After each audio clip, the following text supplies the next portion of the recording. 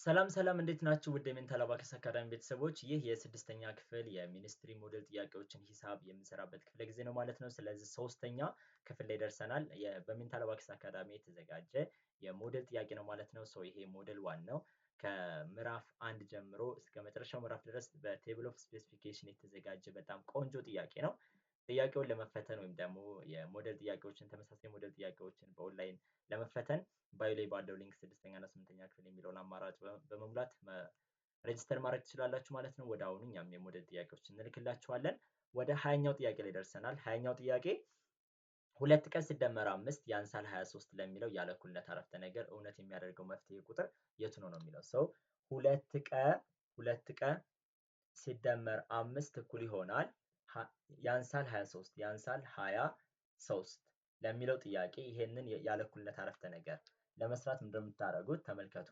2 ቀን ሲደመር 5 ሲቀነስ 5 ያንሳል 23 ሲቀነስ እዚህ ጋር ሲቀነስ ያደረኩት ለምንድን ነው? መደመር ከሆነ በሁለቱም ሳይድ መቀነስ ነው የምታደርጉት ማለት ነው። ሲቀነስ 5 ታደርጋላችሁ። ስለዚህ 2 ቀን ሲቀነስ 5 ሲቀነስ 5 ስንት ይሆናል? 2 ቀን ብቻ ይቀረናል። ያንሳል ስንት ይሆናል? 23 ሲቀነስ 5 ይሆናል ማለት ነው። 23 ሲቀነስ 5 ስንት ነው? 18። ስለዚህ 2 ቀን ያንሳል 18 ማለት ነው። አሁን ቀ ብቻውን እንዲቀርልኝ ምን አደርጋለሁ? ሲካፈል ለሁለት ሲካፈል ለሁለት 2 በሁለት ይጣፋል። ቀ እኩል ይሆናል 9። ቀ ያንሳል 9። ስለዚህ የቀ ዋጋ ከ9 የሚያንሱ ቁጥሮች ናቸው ማለት ነው። አሁን ብዙ ተማሪዎች የሚመርጠው በእርግጠኝነት ለን ነው። ለመልሳች ሊሆን አይችልም። መልስ ሊሆን አይችልም። ምክንያቱም የቀ ዋጋ ከ9 የሚያንስ ነው የሚለው 9ን ስንተካ ከ23 ጋር እኩል ነው የሚሆነው። ስለዚህ ከተዘረዘሩት አማራጮች መካከልም እየተካችሁ መስራት ትችላላችሁ። እንደዚህ አድርጋችሁም መፍትሄውን ፈልጋችሁ ማግኘት ትችላላችሁ ማለት ነው። ስለዚህ ከተዘረዘሩት አማራጮች መካከል ከ9 የሚያንሰው ማን ነው? 5 ነው። 5ን በምትተኩበት ጊዜ በቀ ቦታ ላይ 5 ሲባዛ በ2 10 10 ሲደመር 5 15 15 ከ23 ያንሳል አያንስም? ያንሳል። ስለዚህ መልሳችን ማን ነው? ሀሌታ ውሃ ነው ማለት ነው። እሺ የልኬት መጠኑ 135 ዲግሪ የሆነ አንግል አይነት ምን ተብሎ ይጠራል? የልኬት መጠኑ 135 ዲግሪ የሆነ አንግል ምን ይባላል? ዝርጥ አንግል ይባላል። የልኬት መጠኑ ከ0 እስከ 90 ዲግሪ ከሆነ ሹል አንግል ይባላል። የልኬት መጠኑ 90 ዲግሪ ከሆነ ማዕዘናዊ አንግል ይባላል። የልኬት መጠኑ 180 ዲግሪ ከሆነ ዝርግ አንግል ይባላል። የልኬት መጠኑ ከ90 ዲግሪ የበለጠ እና ከ180 ዲግሪ ያነሰ ከሆነ ደግሞ ዝርጥ አንግል ይባላል። የልኬት መጠኑ ከ180 ዲግሪ የበለጠ ከ360 ዲግሪ ያነሰ ከሆነ ደግሞ ምን ይባላል? ጥምዝ አንግል ይባላል ማለት ነው። ጥምዝ አንግል ይባላል። 360 ዲግሪ ሲሆን አንድ ሙሉ ዙሪት ወይም ደግሞ ፉል ሪቮሉሽን ይባላል ማለት ነው። መልሳችን ሐመር ውሃ ነው። አንግል ቀ እና አንግል ሸ ዝርጋማዊ አንግሎች ናቸው። የአንግል ቀ መጠን 45 ዲግሪ ቢሆን የአንግል ሸ መጠን ስንት ይሆናል? ይሄ በጣም መሰረታዊ ጥያቄ ነው። ብዙ ጊዜ ሞዴል የሚኒስትሪ ጥያቄዎችም ላይ የሚመጣ ጥያቄ ነው። ስለዚህ ተመልከቱ አንግል ቀ ሲደመር ሸ እኩል ይሆናል 180 ዲግሪ ናቸው ማለት ነው። ምክንያቱም ዝርጋማዊ ማለት የሁለት አንግሎች መጠን ድምር 180 ዲግሪ ከሆነ ነው። ቀ ሲደመር ሸ እኩል ይሆናል 180 ዲግሪ ከሆኑ ቀ ተሰጥቶኛል። የአንግል ቀ መጠን 45 ዲግሪ ነው። 45 ዲግሪ ሲደመር ሸ እኩል ይሆናል 180 ዲግሪ። ሸን ለማግኘት ምንድነው የምናደርገው? ሸ እኩል ይሆናል 180 ዲግሪ ሲቀነስ 45 ዲግሪ ነው የምታደርጉት ማለት ነው። ሸ እኩል ይሆናል 180 ዲግሪ ሲቀነስ 45 ዲግሪ 135 ዲግሪ ይሆናል ማለት ነው። የሸ ዋጋ 135 ዲግሪ ነው። ሁለቱን ስንደምራቸው ስንት ይሰጡናል? 180 ዲግሪ። ስለዚህ መልሳችን 135 ዲግሪ ሲደመር 45 ዲግሪ 180 ዲግሪ ስለሆነ መልሳችን 135 ዲግሪ ነው ማለት ነው። 23ኛው ጥያቄ ከሚከተሉት ርዝመቶች መካከል የጎነ 3 ርዝመት ያልሆነው የቱ ነው ነው የሚለው። እሺ የጎነ 3 ርዝመት የምንለው ደግሞ ሁለቱ ጎኖች ሲደመሩ ከሶስተኛው ጎን ይበልጣል የሚል ነው። የጎነ 3 ርዝመት ህጎች ላይ ያለው ማለት ነው። ስለዚህ ለምሳሌ ሃንድ ቼክ ስናደርገው 4 ሲደመር 6 10 ነው። ከ5 ይበልጣል። ትክክል ነው። 4 ሲደመር 5 ስንት ነው? 9 9 ከ6 ይበልጣል። ትክክል ነው። 6 ሲደመር 5 11 ከ4 ይበልጣል። ትክክል ነው። ለን ቼክ ስናደርገው 3 ሲደመር 5 8 ከ7 ይበልጣል። ትክክል ነው። 5 ሲደመር 7 12 ከ3 ይበልጣል። ትክክል ነው። 3 ሲደመር 7 10 ከ5 ይበልጣል። ትክክል ነው። ስለዚህ ሀና ለ ትክክል ናቸው ማለት ነው። ሐመር ውሃ 6 ሲደመር 3 9 ከ5 ይበልጣል። ትክክል ነው። 3 ሲደመር 5 8 ከ6 ይበልጣል። ትክክል ነው። 6 ሲደመር 5 11 ከ3 ይበልጣል። ትክክል ነው። መን ቼክ እናድርገው 2 ሲደመር 6 2 ሲደመር 6 8 ከ3 ይበልጣል። ትክክል ነው። እሺ 6 ሲደመር 3 9 ከ2 ይበልጣል። ትክክል ነው። 2 ሲደመር 3 5 ከ6 ያንሳል። ስለዚህ ይሄ ብቻ ፈረሰብን። ሰው መልሳችን ማን ነው? መ ነው ማለት ነው። የአንድ ጎነ 3 የሁለቱ ጎኖች ርዝመት ድምር ተደምሮ ከሶስተኛው ጎን መብለጥ አለበት። ያ ከሆነ ጎነ ሶስቶቹ ርዝመታቸው ትክክል ነው ማለት ነው። 24ኛው ጥያቄ የአንድ ሬክታንግል የጎን ርዝመቱ የወርዱን ሁለት እጥፍ ነው። ዙሪያው 36 ሳንቲሜትር ቢሆን ወርዱ ስንት ነው ነው የሚለው። ስለዚህ የአንድ ሬክታንግል አሁን እዚህ ጋር የተሰጣችሁ ምን ተሰጥቷችኋል?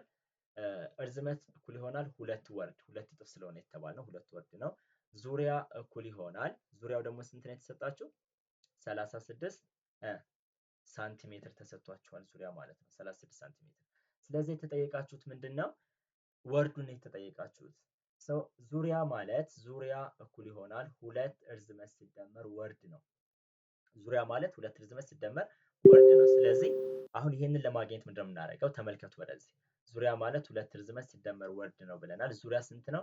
36 ሳንቲሜትር 36 ሳንቲሜትር እኩል ይሆናል ሁለት ሲባዛ ወርድ ማለት ሁለት ወርድ የሚለውን ነው የምታውቁት። ሁለት ወርድ ሲደመር ወርድ ይሆናል ማለት ነው። ስለዚህ 36 ሳንቲሜትር እኩል ይሆናል ሁለት ሲባዛ በሁለት አራት ወርድ ሲደመር ሁለት ሲባዛ በወርድ ሁለት ወርድ። ስለዚህ 36 ሳንቲሜትር እኩል ይሆናል አራት ወርድ ሲደመር ሁለት ወርድ ስንት ይሆናል? 6 ወርድ ይሆናል። ስለዚህ ወርድ ብቻውን እንዲቀርልን ሲካፈል ለ6 ሲካፈል ለ6 እናደርጋለን። ወርድ እኩል ይሆናል 36 ሲካፈል ለ6 6 ሳንቲሜትር ይሆናል ማለት ነው። መልሳችን ማን ነው? 6 ሳንቲሜትር ነው። ሀሌታው 18 ሳንቲሜትር ለ9 ሳንቲሜትር ሐመር ውሃ 64 ሳንቲሜትር መ 4 ሳንቲሜትር ይላል። መልሳችን ማን ነው? ሐመር ውሃ 6 ሳንቲሜትር ሐመር ውሃ 6 ሳንቲሜትር የሚለው ነው ማለት ነው። 23ኛው ጥያቄ የአንድ ክብ ዲያሜትር 16 ሳንቲሜትር ቢሆን እና የክቡ ሬዲየስ ስንት ነው ነው የሚለው። ስለዚህ እዚህ ጋር አንድ ክብ አለ። ዲያሜትር ማለት የክቡ የሬዲየሱ ምንድን ነው? እጥፍ ነው አይደለ? ስለዚህ ሬዲየስ ማለት ደግሞ ሬዲየስ እኩል ይሆናል ዲያሜትር ሲካፈል ለሁለት ነው ማለት ነው። ምክንያቱም ዲያሜትር እኩል ይሆናል ሁለት ሬዲየስ ስለሆነ። ስለዚህ ሬዲየስ ለማግኘት ደግሞ ዲያሜትር ሲካፈል ለሁለት ነው። ዲያሜትሩ ስንት ነው የሚለን? 16 ሳንቲሜትር ከሆነ ሬዲየስ ስንት ይሆናል? 16 ሲካፈል ለሁለት 8 ይሆናል ማለት ነው። 16 ሲካፈል ለሁለት 8 ይሆናል። ስለዚህ መልሳችን ማን ነው? 8 የሚለው ነው። 24ኛው ጥያቄ ከታች ያለው ምስል ስያሜ ምን ይባላል ነው የሚለው። ይሄ የምትመለከቱት ምስል ፕሪዝም ይባላል።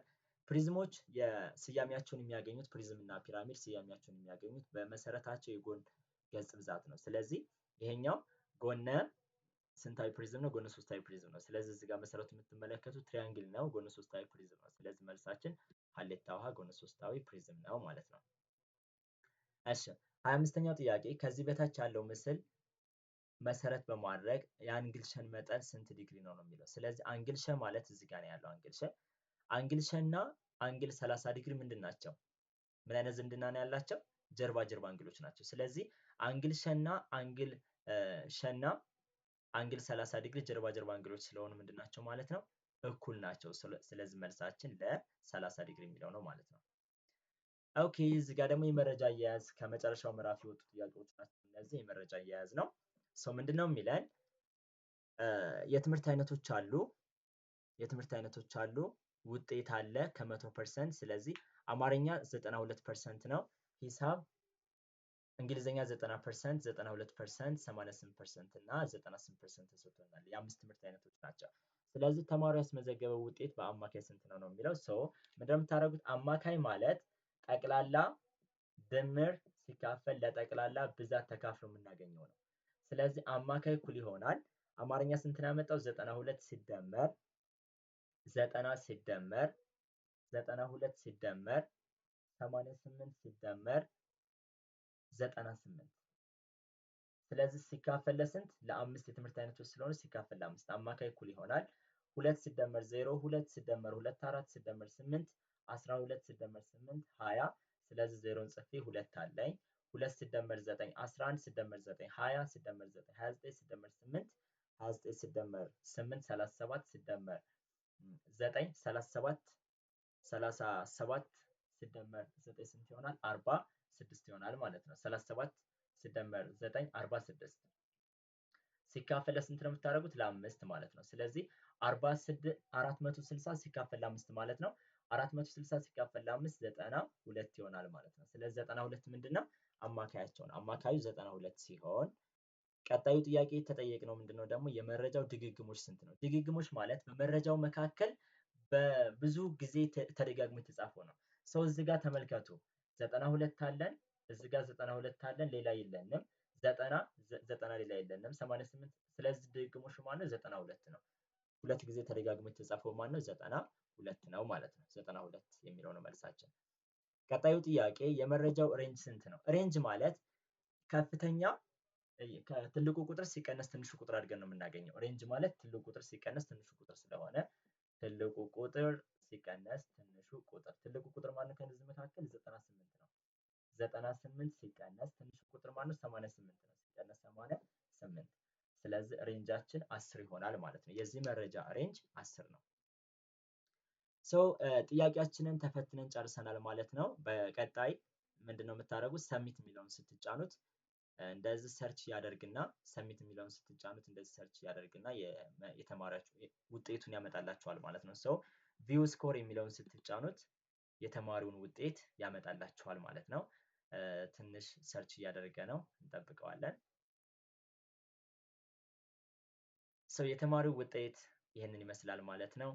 29 ከ30 አምጥተናል። 29 ከ30 ነው የሚለው። የትኛው ጥያቄ ላይ ሚስ እንዳደረግን ቸክ እናደርጋለን ማለት ነው። እዚህ ጋር 9 ያገኘ ነው። እዚህ ጋር 10 ከ10 ነው የመጀመሪያው ክፍል ላይ 9 ከ9 ነው ያገኘ ነው። ትክክል ነው። ቀጣዩ ክፍል ላይ ስንት ነው ያገኘ ነው? 9 ከ10 ነው ያገኘ ነው። ቀጣዩ ክፍል ላይ የት ላይ ነው የሳት ነው? እዚህ ጋር ነው የሳት ነው። በረከት የአንድን መጽሐፍ 0.8 አንድ ስንተኛ ነው የሚለው ጥያቄ። መልሳችን እዚህ ጋር 4/25ኛ ነው ይላል። እኛ እንግዲህ የጻፍነው 8/25ኛ ብለን ነው፣ ግን መልሱ መሆን የነበረበት 4/5ኛ ነው። ምክንያቱም ትክክለኛው መልስ እዚህ ጋር ከነማብራሪያው ተቀምጧል። 4/25ኛ ትክክል የሆነበት ምክንያት ይላል 0.8 ሰዓት ያነበበውን ለማወቅ ማባዛት ነው ይለናል። ስለዚህ 1/5ኛ ሲባዛ በ0.8 ነው የምታደርጉት። ማለትም 8 10ኛ ይሆናል ማለት ነው። 8 10ኛ ወይም ደግሞ 4/5ኛ ይሆናል። 8 10ኛ ሲቀለል 4/10ኛ ነው የሚሆነው ማለት ነው። ቀላል ነው። እኛ የሳትነው ስንሰራ ስተነዋል ማለት ነው። እዚህ ጋር 29 ነው ያገኘ ይሄ ተማሪ። የኦንላይን ፈተናው ጥቅሙ ምንድነው? እያንዳንዱ ፈተናዎች ላይ ማብራሪያዎች ተቀምጠዋል ማለት ነው። ስለዚህ እነዚህን እያንዳንዱ ፈተናዎች ላይ ማብራሪያዎቹን ትመለከታላችሁ ማለት ነው። ማብራሪያዎቹ ብቻ በቃ ከበቂ በላይ ሾርት ኖቶች ናቸው። ለምንድነው ሚስ ያደረጋችሁ ጥያቄውን ከነ ምክንያቱ እዚህ ጋር ተቀምጦላችኋል። ስለዚህ ይህንን በሚገባ ማንበብ እና መለማመድ ይኖርባችኋል ማለት ነው። የኦንላይን ፈተናችንን ለ8ኛ እና 6ኛ ክፍል ያዘጋጀነውን የቪአይፒ ጥቅል ለመቀላቀል ባዮ ላይ ባለው ሊንክ እየገባችሁ መዝገብ ትችላላችሁ። መልካም ቀን። በሌላ ቪዲዮ እስከምንገናኝ መልካም ቀን። ይህንን ቪዲዮ ሼር ማድረግ እንዳይረሳ።